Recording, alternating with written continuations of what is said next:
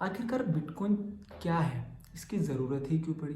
क्या आपने कभी बैठ के इस बारे में सोचा कि सिर्फ 15-16 साल के अंदर एक ऐसा एसेट जो 2.5 ट्रिलियन के मार्केट कैप के आसपास है, एक ऐसी अननोन आइडेंटिटी जिसको लोग सतोशी नाकामोटो के नाम से जानते हैं, वो दुनिया का 11वें नंबर का सबसे रिचेस्ट पर्सन बन के बैठा है। आखिरकार ऐसा क्या है बिटकॉइन के अंदर? इसकी वैल्यू इतनी ज़्यादा तेज़ी से क्यों बढ़ी?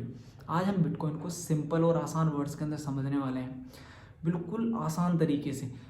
इतना बोल सकता हूँ कि बिटकॉइन को लेके जो आपकी थॉट्स है वो आपको बिल्कुल बदल जाएंगी। तो अगर हम आज से कई सौ साल पहले की बात करें तो पहले क्या होता था, वस्तु विनिमय के द्वारा ट्रांजेक्शन्स हुआ करते थे। यानी कि अगर आज मेरे को कोई चीज़ चाहिए तो मैं उसके बदले वस्तु देता था और उसके बदले दूसरी वस्तु लेके आता था। एक एग्जांपल से समझे तो मान लो दो किसान हैं, एक किसान चावल की खेती करता है, एक इंसान मसालों की खेती करता है। अब क्या होता था कि अगर चावल वाले को मसाला चाहिए होता था तो वो चावल लेके जाता था और उसके बदले में मसाला लेके आ जाता था।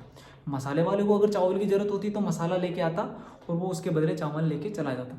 अब इस सिस्टम के अंदर एक प्रॉब्लम थी। कई बार ऐसा होता था कि चावल वाले को मसाले की ज़रूरत ही नहीं हुआ करती थी, या फिर मसाले वाले को चावल की ज़रूरत नहीं हुआ करती थी।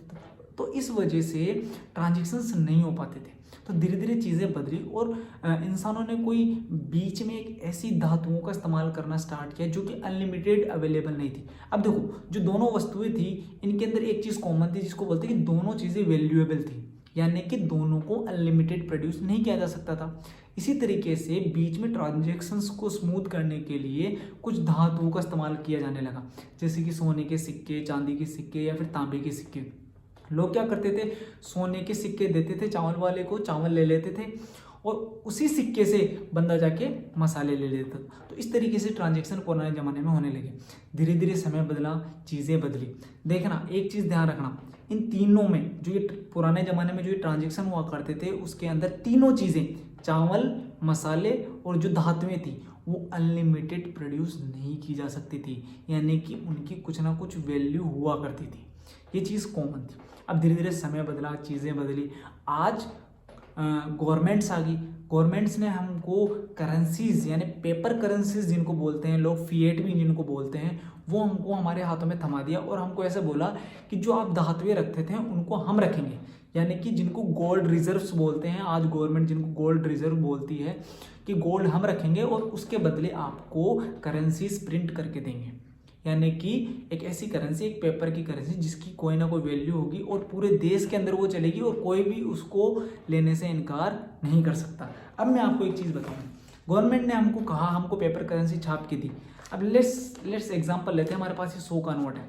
ये देखा जाए तो एक पेपर है, एक पेपर का टुकड़ा है, लेकिन इसकी वैल्यू 100 रुपये है। यह हमको कैसे पता? ये हमको गवर्नमेंट ने कहा कि इसकी वैल्यू 100 रुपये है, इसलिए हमने माना कि इसकी वैल्यू 100 रुपये है। अगर आज ही गवर्नमेंट ये बोल देती है कि आज रात के बाद से ये करेंसी लीगल टेंडर नहीं रहेगी, तो ये जो मेरे पास पड़ा 100 का नोट है ये बिल्कुल ज़ीरो हो जाएगा उसी टाइम एग्जैक्ट। जैसा कि डीमोनेटाइजेशन के टाइम पे हुआ, लोगों के पास बहुत सारी सेविंग्स पड़ी थी, जिन्होंने मेहनत करके, जिन्होंने पैसा कमाया था, वो अपने उनके घर पे कैश में पड़ा था, तो वो करेंसी पड़ी पड़ी ज़ीरो हो गई। क्यों? क्योंकि वो करेंसी हमको छाप के दी गई थी, जिनकी एक्चुअल में कोई वैल्यू नहीं थी। लेकिन अगर मैं आपको बोलूँ, अगर आपके घर में अगर सोना रखा हुआ था या चांदी रखी हुई थी, तो क्या आज भी उनकी वैल्यू वही है? तो आपका जवाब आएगा यस। यानी कि इस पेपर की वैल्यू ज़ीरो हो गई, लेकिन वो जो धातु जो आपके घर पे पड़ी थी, जिसको अनलिमिटेड प्रोड्यूस नहीं किया जा सकता, उसकी वैल्यू आज भी वही है। ना किसी बैंक को आपको देनी पड़ी, ना किसी और इंसान को। यानी कि यहाँ पे समझने वाली बात यह है कि इस करेंसी की वैल्यू तब तक है जब तक कि हमको गवर्नमेंट ने बोल रखा है। यानी कि सिंपल वर्ड्स में अगर मैं समझाऊँ तो ये पैसा सिर्फ एक कागज़ का टुकड़ा है, इसकी एक इमेजिनरी वैल्यू है, हकीकत में इसकी कोई वैल्यू नहीं है। वहीं अगर सोने चांदी की बात करें तो उनकी एक रियल वैल्यू है, ना कि इमेजिनरी वैल्यू है। तो आपको ये कॉन्सेप्ट समझ में आया होगा कि वैल्यू का। लेकिन जब ये करेंसी छापी गई थी शुरू के अंदर, तो हर देश ने ये डिसाइड किया था कि जिनके पास जितना गोल्ड रिजर्व होगा वो बंदा सिर्फ उतनी ही करेंसी छाप सकता है। लेकिन धीरे धीरे समय बदला, गवर्नमेंट्स की अंदर इतनी ट्रांसपेरेंसी नहीं थी, इसलिए जैसे अपन साउथ अफ्रीकन कंट्रीज़ की बात करें जहाँ पे लोगों ने ये सोचा कि अगर हम अनलिमिटेड नोट छाप के लोगों को दे दें तो सबकी गरीबी दूर की जा सकती है। तो लोगों ने अनलिमिटेड करेंसीज प्रिंट करी, जिसकी वजह से आज कई देशों की हालत ये हुई साउथ अफ्रीकन कंट्रीज़ की कि वहाँ पे अगर आपको एक बर्गर या बन खरीदने भी आपको एक थैला भर के पैसों का लेके जाना पड़ता था, जिससे उनकी करेंसी वैल्यू गिर गई, क्योंकि पैसा सबके पास हो गया। तो इसका मतलब जब पैसा सबके पास ही हो गया तो उस पैसे की वैल्यू गिर गई। लेकिन जो बन था, जो चावल थे, जो मसाला था, जो सब्जियां थी, वो तो लिमिटेड ही थी ना। अब जब पैसा सबके पास हो गया तो जो सबसे ज़्यादा पैसा देगा, तो इस तरीके से इन्फ्लेशन ऑटोमेटिक उन कंट्रीज के अंदर बढ़ी है।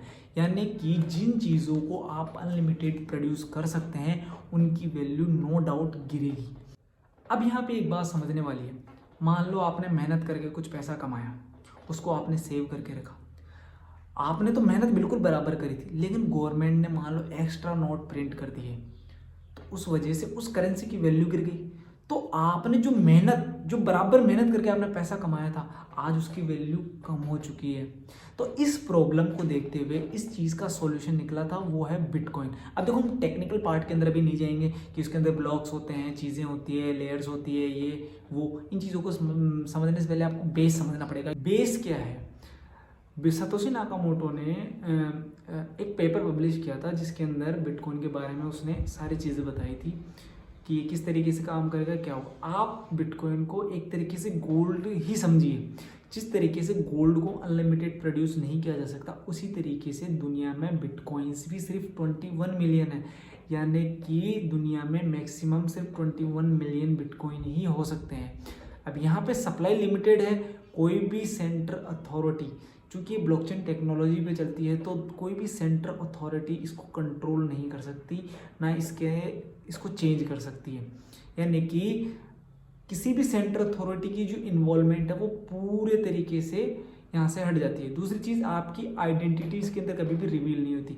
आप कहीं पे भी कोई ट्रांजेक्शन करते हैं तो सिर्फ वहाँ पे एड्रेसेस नज़र आते हैं, ये पता नहीं चलता कि भाई पीछे किसने ये ट्रांजेक्शन किया और क्यों किया। थर्ड प्रॉब्लम, गोल्ड के अंदर एक प्रॉब्लम थी कि उसको एक जगह से दूसरी जगह मूव करने में प्रॉब्लम आती थी।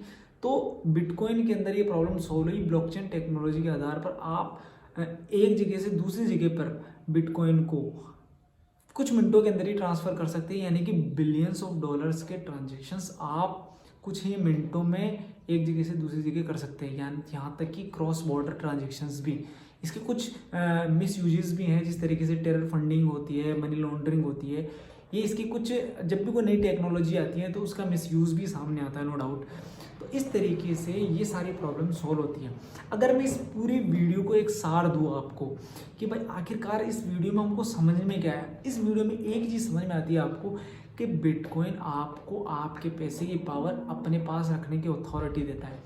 कोई भी सेंट्रल अथॉरिटी आपके पैसे की पावर को आपसे नहीं छीन सकती।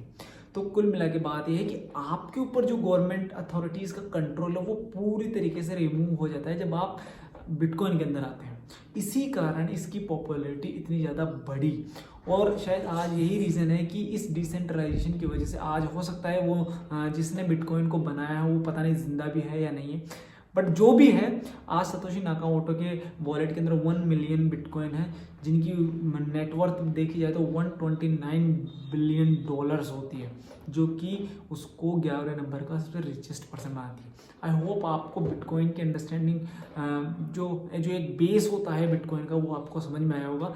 इसी तरीके की नॉलेजफुल और स्किलफुल वीडियोस और एजुकेशनल वीडियोस को देखने के लिए हमारे चैनल को आप सब्सक्राइब कर सकते हैं। बस इस जो हमारी लर्निंग सीरीज़ को फॉलो करते रहिए, ऐसी वीडियोस और आती रहेंगी।